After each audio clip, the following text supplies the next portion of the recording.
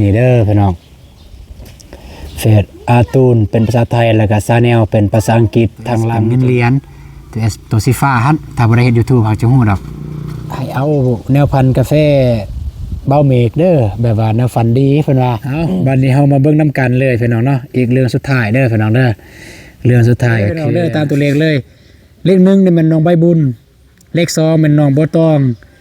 เลข3มันน้องสายบุญ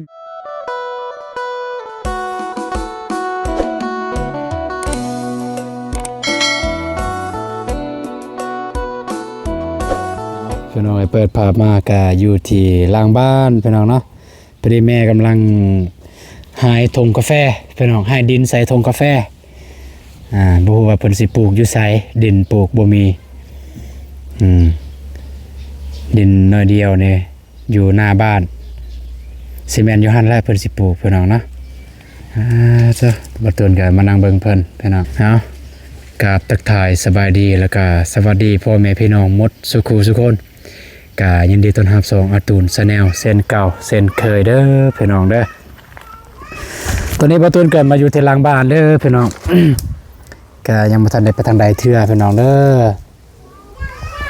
ก็พอดีสิมาฝากอันกุ๊กกุ๊กกุ๊กกุ๊กกุ๊กกุ๊กกุ๊กนี่มาน้องบังก็พอดีอันสิมาฝากจ้ะออกมานี่มาน้องบองถึงรถเหยียบแล้วพี่น้องเอ้ยมันไปลัดทางแล้วถึงรถเหยียบพอดีมันคาเปได้เบื้องหนึ่งเจ๊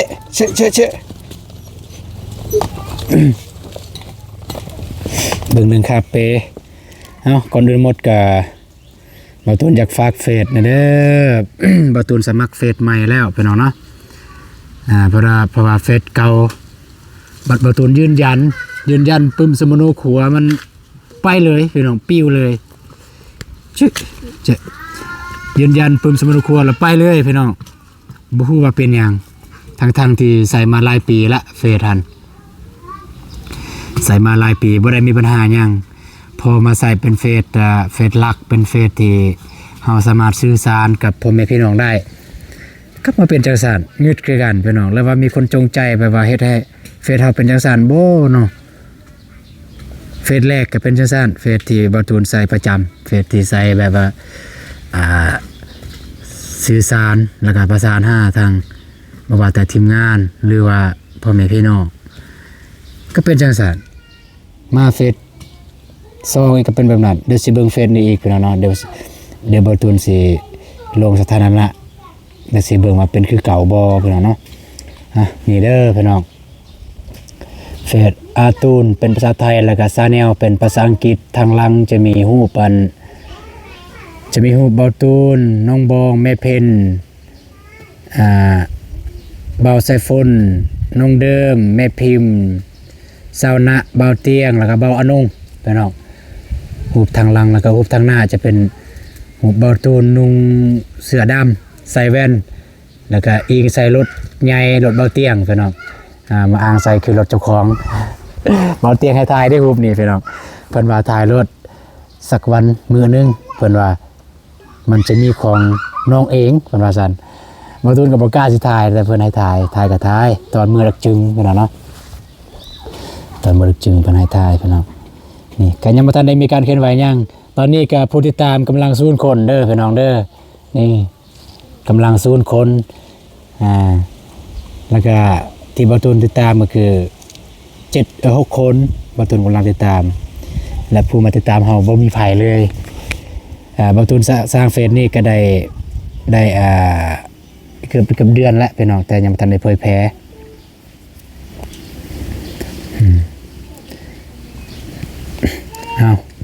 พากันนั่นผู้ใดผ่านมาเห็นคลิปนี้ก็พากันม่านฝากติดตามเด้อ2น้อยๆของเบาตูนเด้อทางเฟซจะเป็นเฟซนี่เป็นเฟซหลักและที่จะสื่อสารแล้วก็ประสานหาพ่อแม่พี่น้องเพื่อมีเรื่องมีงานยังก็ได้ร่วมกันทางนี้พี่น้องมันจะมีอยู่เฟซนึงของเบาตูนแต่มันบ่เหมาะที่แบบว่าเบาตูนบ่เหมาะที่จะเคินว่าบ่เหมาะที่จะ แจกให้พ่อแม่พี่น้องเพราะว่าหยังเป็นเฟซอันเฟซโดนแล้วเฟซนั้นเป็นเฟซตั้งแต่สมัยน้อยอาจจะมีภาพหรือเนื้อเสียงแบบว่ามันบ่เหมาะสมมันบ่เหมาะสมที่จะให้ผู้ใหญ่เบิ่งนะแบบก็เข้าใจแบบเฟซสมัยวัยรุ่นตะกี้พี่น้องเนาะเฟซนั้นมันมีเฟซนั้นที่บ่ตูนใส่ปัจจุบันเนี่ยใส่ก็ใส่เซตลิงธรรมดานั่นแหละบ่ตูนก็คิดว่าสิกูคืนมาได้เฟซเก่าเฟซอาตูนชาแนลเป็นภาษาไทยตะกี้บ่ได้พี่น้องก็ยาละตัวอื่นเนี่ยบ่ตูนบ่ได้คล้องใจสำหรับเฟซเก่าเฟซอาตูนชาแนลตัวอื่นบ่ตูนบ่ได้คล้องใจแต่บ่ตูนคล้องใจคือผู้ใหญ่ที่เคยซอยเรือบ่ตูนทางบ่ตูนฮะบ่ว่าแต่ซอยเรือบ่ตูนบ่ว่าแต่ซอยเรือน้องๆที่เสถาทางเฟซนั่นปัจจุบันนี้บ่ตูนแทบบ่จือและมันคนใดพี่น้องเนาะแต่ว่าตอนบ่ตูนยังใส่เฟซนั่นคือสบายบ่ตูนเวลาคนใดแบบจะซอยบ่ตูนบ่หรือซอยไผก็ตามแต่เพิ่นซอยเล็กๆน้อยๆซอยน้อยซอยลายบ่ตูนก็จะปักหมุดไว้เลยบ่ตูนจะเรียงลำดับไว้เลยนะจะโอเคผู้นี้ได้ซอยคลิกบ่ตูนก็ได้จัดเลยจัดเป็นอยู่กลุ่มเดียวเลยนะพี่น้องเอ้ยจัดอยู่ในกลุ่มเดียวเลยแต่ว่าบ่แม่นเป็นกลุ่มที่ได้สามารถเสร็จหาได้พี่น้องเข้ามาของบ่ตูนก็ได้จัดอยู่กลุ่มเดียวเลยจะมาใส่แล้วสมมุติว่าผู้นี้ได้ซอย2เทื่อบ่ตูนก็เข้ามาใส่2เทื่อ2เทื่อแหละเทื่อที่1เท่าใดเทื่อที่2เท่าใดแบบนั้นนะแล้วบัดนี้บ่เห็นโคตรเสียดายเลยพี่น้องเอาแล้วก็ถ้าพ่อแม่พี่น้องแล้วก็ผู้ใหญ่ที่เคยซอยเรือทางบ่ตูนผ่านมาเห็นคลิปนี้ก็แอดมาหาบ่ตูนแล้วก็เสร็จมาบอกนะเด้อเผื่อบ่ตูนได้เฮ็ดคืนอีกได้เฮ็ดเป็นโน้ตนะคล้ายๆคือเป็นโน้ตได้บันทึกไว้นะได้ฮู้ว่าโอเคผู้ใหญ่ทานนี่ได้เข้ามาซอยบ่ตูนหรือมาซอยทางน้องๆตั้งแต่ตอนนั้นเลยพี่น้องประมาณนี้พี่น้องนะก็ตอนนี้บ่ตูนได้ลงอยู่หากลงคลิปเดียวพี่น้องในเฟซนี่คลิปที่บ่ตูนน้องบองไปอันนั้นเก็บผักเมื่อวานนี้ต่อไปก็จะได้ลงเรื่อยๆแล้วพี่น้องนะจะได้ลงทาง YouTube แล้วทางมันลง Facebook แล้วก็ฝากอีกนิดนึงพี่น้องเนาะฝากให้ติดตามนะเด้อทาง FC ทาง YouTube ทาง YouTube บ่ตูนก็สิลองคือกันอยากมีรายได้คือเบ้าเตียงเพิ่นทางเฟซเพิ่นมีรายได้นะเวลาลงคลิปแบบนี้ก็จะมีรายได้ทางนี้เฮาได้ตัวนี้เฮาได้เปรียบพี่น้องได้เปรียบบนใดคือทางเฟซในคลิปเดียวหั่นจะเฮาได้2รายได้เลย2ทางเลยก็คือทางเฟซเราก็ได้ทาง YouTube เราก็ได้ในคลิปเดียวหั่นคือบ่เตียงเพิ่นจะได้อยู่ในหั่นแต่ว่าในเฟซจะเพิ่นได้บ่หลายเพราะว่าเพิ่นเป็นหุ้นส่วนกับผู้ดูแลซองก็คืออยู่คนไทยนั่นแหละบ่ตูนคือกันถ้า2,000เนี่ยผู้ติดตาม 10,000 เด้อพี่น้องเด้อ Facebook เพิ่นว่ามันแต่ว่าฝากพ่อแม่พี่น้องเข้ามาติดตามแล้วว่าเข้ามาเป็นเพื่อนกับบ่ตูนได้ให้ฮอด 10,000 ไวๆเด้อสิได้เป็นครีเอเตอร์อันนี้ก็เรื่องแรกเรื่องนึงเด้อพี่น้องเด้อที่บ่ตูนอยากจะมาแจ้งก็คือเรื่องเฟซให้เข้ามาติดตามเนาะแล้วก็เรื่องต่อไปพี่น้องมันบ่แตกต่างกับเบาเตียงเลยบ่ตูนคิดว่าของบ่ตูนพี่น้องเนาะYouTube เบาตูนเป็นคือกันพี่น้องเป็นข่าวหายข่าวนึงนั่นแหละเป็นแต่เมื่อวานมื้อซื่นแต่ว่าบ่ได้เป็นแต่เบาตูนถามเบาเมฆว่าเบาเมฆเป็นคือกันบ่เพิ่นว่าเป็นคือกันเป็นนำระบบเพิ่นว่าเป็นนำระบบนี่ก็คือตัวนี้พี่น้องปกตินี่มันจะมีคือว่าเวลาปล่อยคลิปปุ๊บเวลาคลิปเฮาถูกตรวจสอบแล้วว่าผ่านบ่ได้ผิดกฎได้หยังนะเฮาสามารถปล่อยคลิปได้แล้วก็มันจะขึ้นเป็นตัว S พี่น้องตัว S เป็นตัว S เป็นเงินเหรียญตัว S ตัวสีฟ้าหั่นถ้าบ่ได้เฮ็ด YouTube เฮาจะฮู้ดอกและบัดนี้บ่มีปกติน่ะมีก็จังซี่เนาะคลิปที่บ่ตูนลงเมื่อวานมื้อซื่อนี่ ปกติมันมีสีแบบตัว S อะนะเดี๋ยวนี้มันบ่มีอันนี้งึดคือกันเด้อพี่น้องเด้องึดคือกันทั้ง2 2เลย2นี่คือกัน2 1คือกัน2 3ห้องคือกันประตูเข้าไปเบิ่งแต่ว่าแค่นี้ยังเข้าไปเปิดรายได้อยู่บ่อนนึงอยู่หลังบ้านบ่อนนึงแต่ว่าเฮาบ่สามารถไปวางโฆษณาแล้วก็บ่มีขึ้นเรียนบ่มีขึ้นตัว S ซั้นแต่ว่าเรียนเนี่ยประตูยังบ่ทันได้เบิ่งมื้อนี้ขึ้นบ่มื้อนี้ยังบ่ทันได้ขึ้นพี่น้องเนาะมื้อนี้ยังบ่ทันได้ขึ้นแต่ว่ายังบ่ทันได้คือกันว่าคือบ่เตียงมันถูกปิดแล้วของบ่เตียงถูกปิดแบบปิดเลยแต่วันนี้ยังบ่ทันได้ปิดเฮายังมี2ทางก็เฮามี2ทางเปิดอันรายได้อยู่แต่ว่าจะเปิดไปบ่อนนึงแล้วว่าเป็นนำระบบตัวนี้บ่ตูนคิดว่าจะเป็นนำระบบเพิ่นถ้ามันสิผิดของบ่ตูนก็ถ้าสมมุติว่าผิดถึก2ปิดอย่างบ่ตูนนี่ถ้ามันสิผิดก็ผิดบ่อนเดียวแหละบ่ตูนคิดว่าอันหลักๆเลยคือบ่ตูนไทยแบบว่าคนสูบก่อคันแต่บ่ตูนเวลาถ่ายยามวิ่งยามงานพยายามถ่ายเดแบบผ่านๆเด้บ่ได้จำเจจังซี่แบบเวลากอกเนี่ยผ่านๆเลยจังซี่เลยยาน AI มันสิจับแฮงพี่น้องก็ประมาณนั้นเนาะพี่น้องYouTube บ่ตูนเนี่ยบ่เห็นตัว S บ่แม่นแต่บ่ตูนเบิดทุกคนเลยน่ะเบาจันก็สิถามว่าของเจ้าเป็นแบบนี้คือกันบ่เป็นบ่ตูนได้ถามเบาเมฆของเจ้าเป็นแบบนี้คือกันบ่เป็นสิถามเบานงคือกันแต่ว่ายังเปิดได้อยู่แต่ว่าอาจจะเปิดในบ่อนนึงหรือว่าเป็นนำระบบเพิ่นจัดสรรระบบใหม่ก็เป็นไปได้พี่น้องเนาะ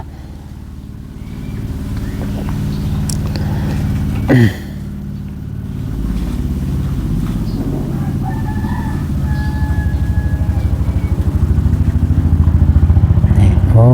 ยเนาะพี่น้องเอ้ย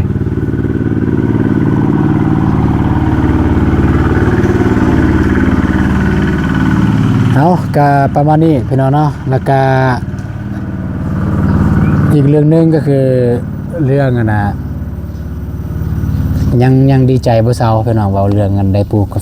มีดินปลูกกาแฟหั่นยังดีใจบ่เซาจนฮอดมื้อนี้พี่น้องเนาะ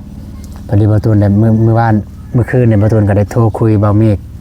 เพราะว่าเห็น FC คอมเมนต์หลายหั่นคอมเมนต์ว่า คอมเมนต์ว่านะให้เอาแนวพันธุ์กาแฟเบาเมฆเด้อแบบว่าแนวฟันดีเพิ่นว่า ก็หลายๆเพิ่นได้บ่ตูนก็ได้ประสานหาเบาเมฆเมื่อคืนนี้ถามเพิ่นเพิ่นว่ามีอยู่แต่ว่ามันยังน้อยเพิ่นว่ายังคันถามว่าพร้อมปลูกบ่มันก็ปลูกได้แต่ว่ามันก็ยังน้อยบ่งามบ่ค่อยงามปานใดแต่ว่าเฮาอยากได้มันงามเพราะว่าเว้าเรื่องเบกาแฟเนาะพี่น้องเนาะจะคิดหลายเรื่องงามราคาเท่ากันแบบนั้นแต่ยังว่าราคา 3,000 กีบเนาะธงนี้คิดหลายและธงนี้งามราคาเท่ากันนะเพราะฉะนั้นนะเวลาราคาเท่ากันเฮาอะไรตัวมันงามเลยนั่นน่ะพี่น้องนะ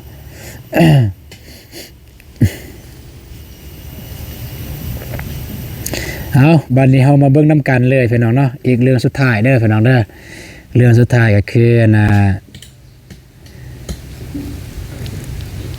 ลูกพี่น้องเนาะลูกของน้องบองบ่ตูนที่เว้ากันมื้อนั้นหั่นให้ FC คอมเมนต์ว่าเอาซื้อหยังตอนนี้มีอยู่เบิ่ง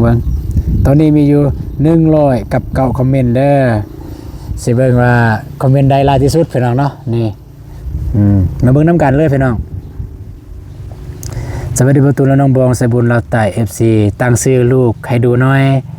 เพิ่นว่าอันนี้ค่อนข้างดนเด้อพี่น้องเด้อเดี๋ยวประตูสิอ่านให้เบิดเลยตัวใดเป็นชื่อแล้วประตูสิอ่านตัวใดมีชื่อตัวใดบ่มีชื่อแล้วประตูขอผ่านเด้อกดใจเลยซะ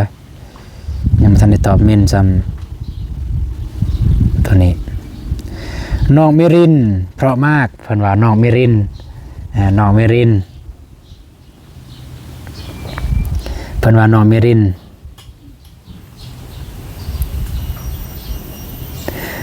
และอายผู้นี้เม่นว่า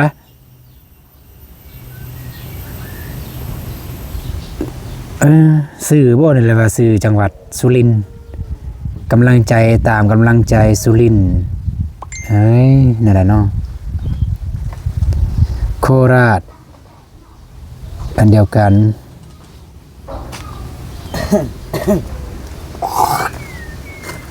ซื้อลูกเราตั้งเองนั่นแหละดีที่สุดเพิ่นว่าแต่อันนี้แบบว่า พี่น้องเนาะบ่ตุนสิบอกจังซี่เด้อ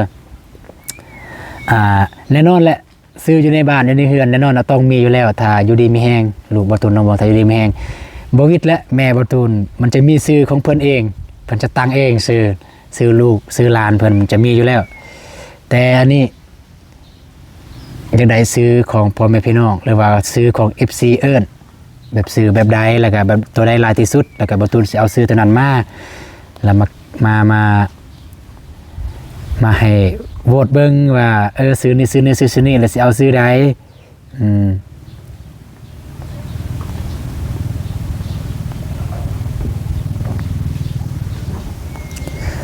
น้องปาร์ตี้ถ้าเป็นผู้หญิงน้องตูน FC อยู่จังหวัดสกลนครเพิ่นว่าป้าโธน้องปาร์ตี้ถ้าเป็นน้องผู้หญิงเพิ่นว่าถ้าเป็นน้องผู้หญิงตั้งชื่อเป็นน้องปาร์ตี้ใหญ่มาไปปาร์ตี้ทุกคืนเฮ็ดจังได๋เนาะบัดนี้ลูกออกมาต้องยิ้มเก่งเหมือนพ่อและแม่เลยยังบ่มีชื่ออะไรบันไดน้อง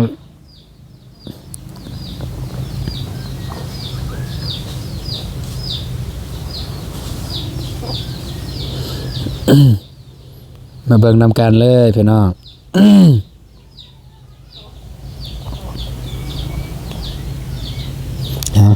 อาจจะสะเนี่ยจังนั้นเนาะพี่น้องเอ้ยเพราะว่าบ่ตูนกดใจผู้ติดตามกดใจแม่นทางเอื้อยผู้นี้แม่นว่าบ่ตูนน้องบองซื้อลูกสาวซื้อเล่นเซรีซื้อจริงนัทธิสาเพิ่นว่านัทนิสาโอ้ยซื้อจริงเซรีซื้อเล่นนัทธิสาเพิ่นว่าเด้อ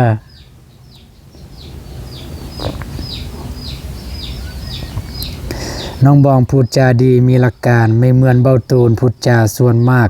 ไรสาระน้ำท่วมทุ่งพักบุ้งโล่งเล่งคำพูดไม่คมไม่นักแน่นเหมือนน้องบองเพิ่นว่า เลยไอ้ซื้อน้องใบตองเด้อบองตูนเพิ่นว่าโอ้รู้สึกว่าน้องใบตองเนี่ยกับน้องใบบุญน้องใบตองน้องบัวตองเนี่ยหลายพี่น้องเอ้ยพ่อแม่พี่น้องเพิ่นคอมเมนต์มาหลายแล้วก็น้องสายบุญนี่หลายพี่น้องกับน้อง YouTube หลายกันพี่น้องเอ้ย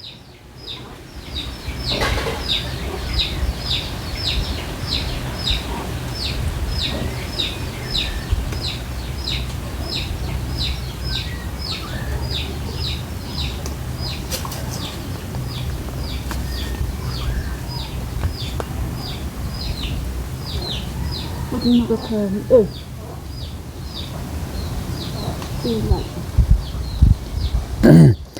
น้องใบบุญลูกพ่อตูนเพิ่นว่าน้องใบบุญก็หลายอยู่ได้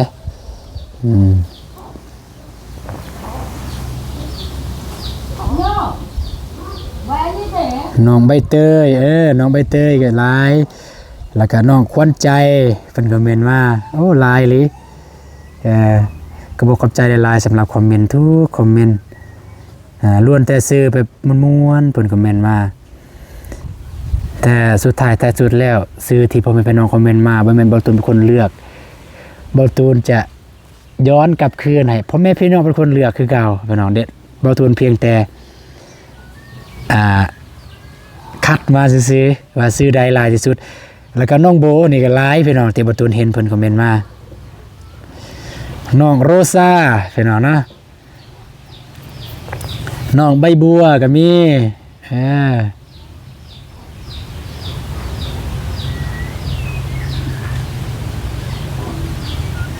บัวตองน้องบัวตองนี่หลายเด้พี่น้องหลายน้องใบตองบัวตองใบบุญนี่หลายเพิ่นคอมเมนต์เรียกว่าย้อนเป็นนำ เพิ่นคอมเมนต์หลายคลิปบ่เนาะจึงเห็นหลายเนาะ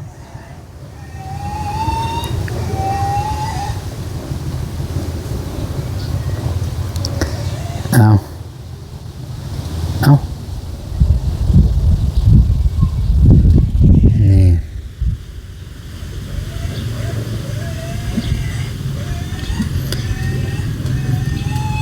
น้องดิวลี่เพิ่นว่าน้องดิวลี่ก็มีพี่น้องเนาะสิได้ไม่ได้ดูเพิ่นว่าเพิ่นนี่ก็แม่นก็ขอบคุณขอบใจหลายๆที่มาเบิ่งย้อนหลังเด้ออาจจะบ่ได้เบิ่งตอนไลฟ์สดก็ตามแต่ได้มาเบิ่งย้อนหลังพี่น้องเนาะก็ขอบคุณกับคุณหลายๆเบาตูนลูกสาวอนงเอวาลูกเบาตูนชื่อแตงกวา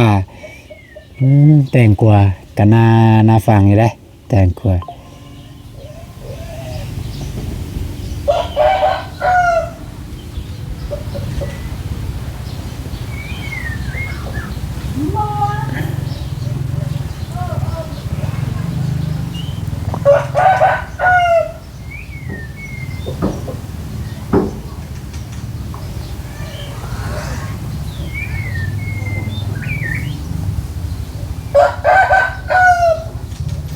เอาสำนีก็น่าจะฮู้แล้วพี่น้องเนาะว่าซื้อได้หลายอยู่ในนี้เดี๋ยวบ่ตูนสิเอามาหาซื้อให้พ่อแม่พี่น้องโหวตมาหาซื้อ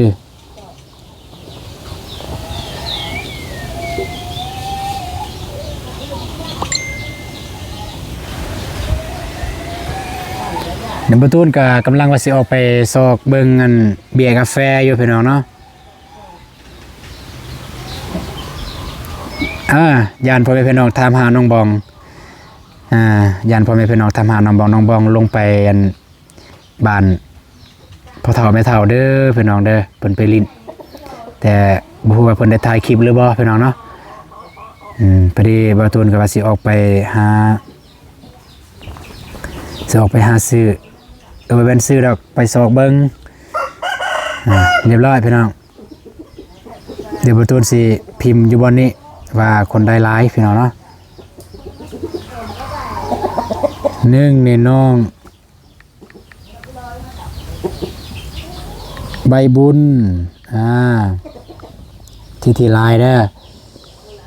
2น้องบัวตองนี่ลายคือกันบัวตอง3นี่น้อง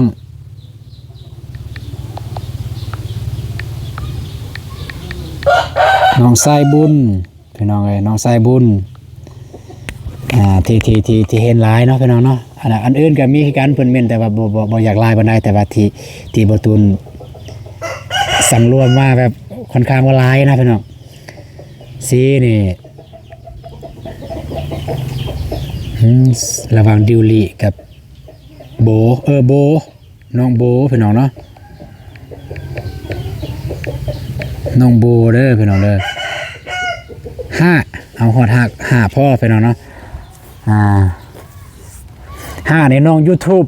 ที่บ่ตูนเห็นเพิ่นคอมเมนต์หลายน้อง YouTube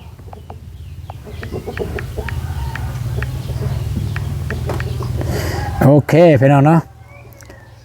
มี5รายการนี่5รายการเด้อให้พ่อแม่พี่น้องคอมเมนต์เลยว่าสิเอาคนใดผู้ใดตัวอย่างว่าคือตามตัวเลขเด้อพี่น้องเด้อตามตัวเลขเลยเลข1นี่มันน้องใบบุญเลข2มันน้องบ่ตองเลข3มันน้องสายบุญเลข4นี่มันน้องโบเลข5แม่นน้อง YouTube ให้โหวตเลยเด้อตามตัวเลขเลยสิเพียงแต่พิมพ์ตัวเลขมาเลยแป๊บหรือว่าอยากพิมพ์ตัวเลขมาปุ๊บแล้วก็เขียนซื้อใส่เลยก็ได้หรือ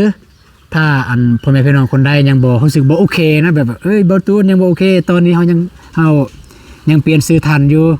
ก็สามารถคอมเมนต์ได้พี่น้องเนาะอันนี้เพียงแต่ให้พ่อแม่พี่น้องโหวตเข้ามาเบิ่งว่าสิเอาซื้อใดพี่น้องเนาะประมาณนั้นเด้อพี่น้องเด้อเอาก็สำหรับคลิปนี้พี่น้องเนาะโอ้ยเนาะ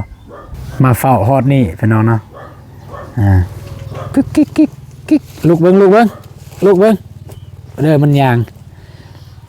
กึกกึกกึกนี่เอาไว้มันบ่ยอมลุกนี่แม่เป็นหายอยู่นี่แหละพี่น้องก็ประมาณนั้นพี่น้องเนาะสำหรับคลิปนี้บ่าวตูนก็มาคุยกันกับ2เรื่อง3เรื่องนี่แหละพี่น้องก็คือเรื่องแรกก็เป็นเรื่องฝากติดตาม Facebook บ่าวตูนแม่แหละเพจเป็น Facebook เพจใหม่ของบ่าวตูนเด้ออาร์ตูนเป็นภาษาไทยแล้วก็ซาแนลเป็นภาษาอังกฤษเด้อพี่น้องเข้ามาติดตามได้ล่ะให้ฮอด10,000พี่น้องพอได้มีรายได้คือบ่เตียงเพิ่นพี่น้องเนาะแล้วก็เรื่องที่2ก็คือนี่แหละเรื่อง YouTube บ่าวตูนบ่เห็นนั่นตัว S ก็คือบ่เห็นเงินขึ้นพี่น้องแต่บ่าวตูนคิดว่าน่าจะแม่นมันเป็นนำระบบเพราะว่ามันบ่แม่นแต่บ่าวตูนเป็นหลายคนนะเป็นหลายคนคือทีมงานเป็นหมดแต่ว่าอยากมาแจ้งพี่แจ้งน้องพี่น้องหลักการเรื่องที่3นี่ก็เรื่องที่3นี่มันบ่าวตูนได้ประสานหาบ่าวเมฆเรื่องนี่แหละเบียร์กาแฟพี่น้องเบียร์กาแฟพันธุ์ดีนำบ่าวเมฆเพิ่นเพราะว่าเพิ่นเห็นเพิ่นไปซื้อให้บ่าวเตียงเพิ่นแล้วก็ FC คอมเมนต์หลายๆคนนะแล้วก็เรื่องสุดท้ายแม่นให้มาโหวตซื้อเด้อพี่น้องซื้อลูกบ่าวตูนน้องบองว่าจะเอาซื้อใดแน่มีน้องโบมีน้อง YouTube สายบุญบัวตองมีน้องอีกอย่างละบ่เจอใบบุญพี่น้องเนาะก็ลองคอมเมนต์มาเลยพี่น้องคอมเมนต์กันลิ้นเลยเด้อพี่น้องเด้ออันนี้มันซื้อเฉพาะซื้อแต่แบบพ่อแม่พี่น้องเอิ้นแต่ซื้อแบบแม่ของบ่าวตูนตั้งมันจะมีอยู่แหละอีกซื้อนึงแต่บ่าวตูนยังบ่ฮู้เดี๋ยวให้น้องเพิ่นลืมตาเบิ่งโลกก่อนในจึงฮู้นำกันว่าแม่เพิ่นตั้งอีหยังพี่น้องเนาะไปพี่น้องสำหรับคลิปนี้บ่าวตูนสิได้จบคลิปตัวที่นี้ก่อนก่อนหมดก็ขอบคุณเด้อผู้ใหญ่ใจบุญและทุกท่านที่ติดตามรับชมคลิปของบ่าวตูนตั้งแต่ต้นคลิปจนจบคลิปจังใดก็ขอให้พ่อแม่พี่น้องจงมีสุขภาพแข็งแรงร่ำๆรวยๆเบิดสุขสุขคนไปเจอกันคลิปต่อไปคลิปนี้สบายดีเด้อพี่น้องบายเจอกันในคลิปต่อไปว่าบ่าวตูนจะมีการเคลื่อนไหวอย่างแน่แต่บางเทื่อก็สิไปสอบเบิ่งเบียร์กาแฟบ่ได้เสร็จหาบ่าววงแล้วไป